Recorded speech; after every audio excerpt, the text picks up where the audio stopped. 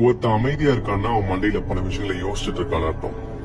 அவனுக்கு சிரிச்சு பேச தெரியாமலாம் இல்ல, ஒரு பாயிண்ட்ல அவன் தான் எல்லாருக்கும் கான்வர்சேஷன் கிரியேட்டராவே இருந்திருப்பான்.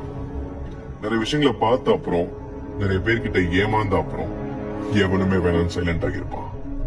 சைலண்டா தானே இருக்கான், ஏமாத்திரலாம் விளையாடிடலாம் நினைச்சிடாத. அமைதி ஒரு வகையான கோவத்தோட வெளிப்பாடுதான்.